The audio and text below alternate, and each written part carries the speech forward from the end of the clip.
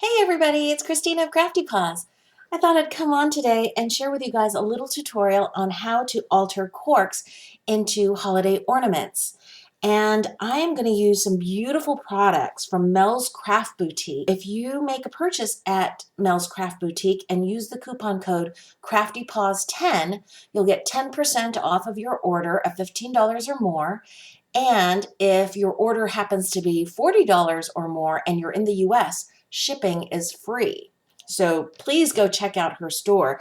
I'm going to be using some of these beautiful laces and products that I had actually from my old DT package because I don't want to bust into my latest one with the darker colors before I do this holiday one in the lighter shade. First off, I wanted to let you know where you could find corks, used corks.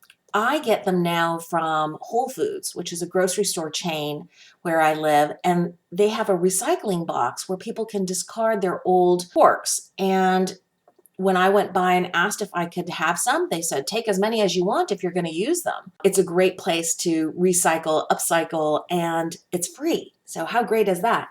And if you don't have a Whole Foods, you might ask a local wine shop if they have old corks that you could use, because really to them it's just trash, right?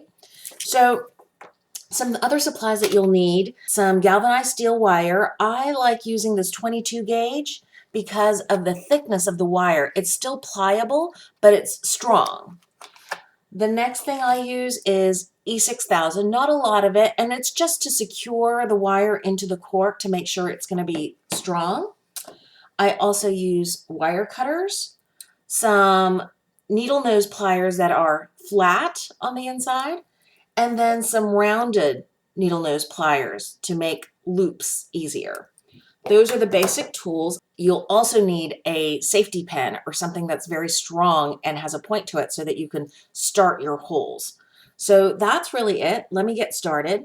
I'm going to use, I think I'll use this top part to just get started, and I just start the hole that way. Then I cut a little bit of this wire, probably about 1.5 inches long, and I'll take my flat needle nose pliers, go down about 1/4 inch, bend at a 90-degree angle. I don't know if you can see that.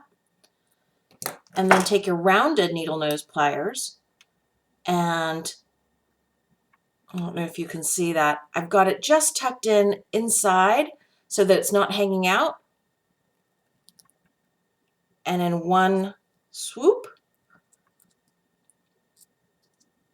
you've made a nice loop. I'm going to show you that again. Hopefully, if I show you a couple times, it will be clearer to you. Let me clear all this away so you can see better. Go down about 1/4 inch,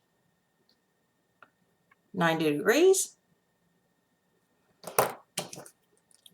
rounded needle nose pliers,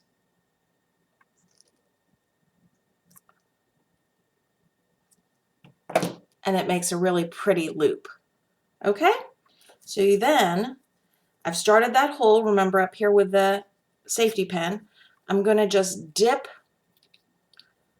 this into my E6000 just to get a thin coating on.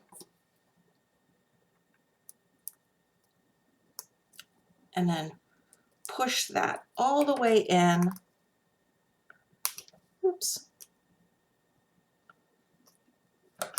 Into the cork. It should be very solid, but that's the upper loop. I'm going to do the same for the bottom.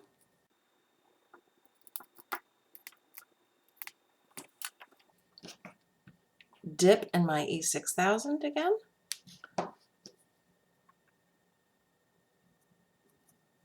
And then tuck it into my cork there. And that's all you need the E6000 for. Then I thought what I would do is shape a couple of these really pretty, I don't know if you call them gauzy, leaves into like a more of a wing shape. So I'm just going to bend like this, right? And then again, bend like that. And then maybe take some of these beautiful leaves that are have this embroidery on them and these really pretty pearl sprays, and snip those off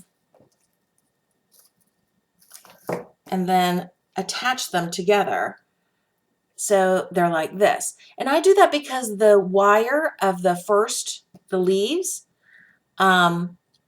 gives a strong support for the more delicate lacy leaves there. So that would be one wing. Then I did another one. This would be the other wing. So then basically you just hot glue on the wings where you think you'd like them. So I'm going to put a little dab of hot glue and position this there. And I'm going to cut off the excess of this. But I'm not worried about how unattractive this back part looks because I'm going to be covering it with all of the gorgeous laces. But that's looking cute so far, right?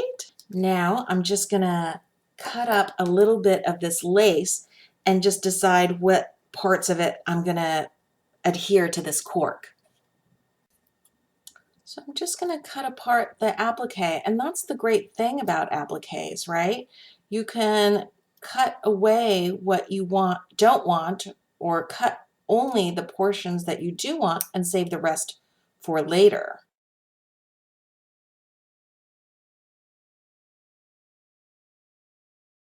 And I think I'm going to use that for the back portion.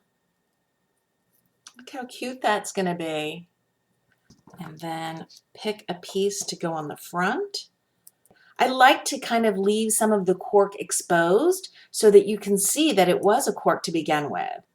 So I've cut a couple of these really pretty floral appliques off of that same trim piece, that wedding applique piece, and I'm going to I glued one on the top and I'm going to overlap the bottom one and have one on the bottom because I think that will be pretty. And it's not an exact science, right? You can just put the laces and trims, the little bits and bobs that you have left over.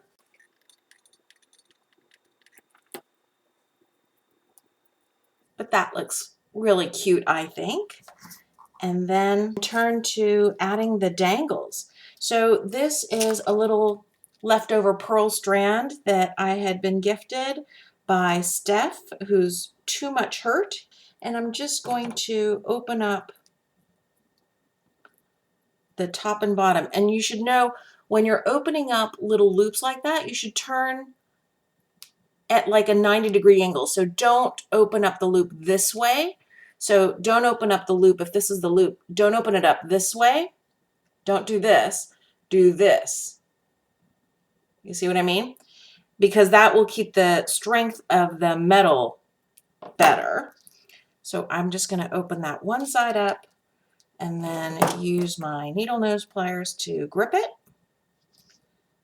Put it through this bottom loop that we made. Close the loop. Then I'll see, so it's got a little tail now going. And then I am going to add a bauble or a charm. I have this bauble that I could add to the bottom like that. And there's my little bauble, right? Cute little tail. And then for the top, I'm just going to use a little seam binding. I have a little bit of cream seam binding, and I could probably use 6 inches or so. Just snip off a little bit and put it through the top loop.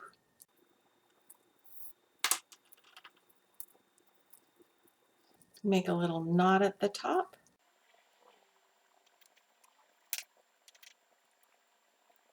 And then to make it pretty, just snip off the tops. And there you go. That's my little angel Christmas ornament from an altered cork. And don't forget, if you want to make a purchase at MelsCraftBoutique, please consider using the coupon code CraftyPaws10 for your 10% off on orders of $15 or more and free shipping on orders of $40 or more in the US. So I wanted to show you guys my final altered cork charm. I switched out that big bauble at the bottom for a little bone charm. So this can represent one of my puppies. And I forgot to show you the back again. I think it came out really pretty, and it's pretty from all angles. And because I have two dogs, I couldn't just leave it at one altered cork. I did a second one.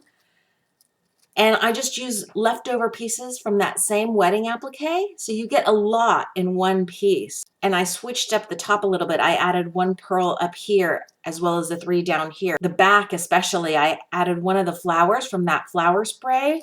And I also added these really pretty shimmery oak leaves to add yet another layer to the angel wings.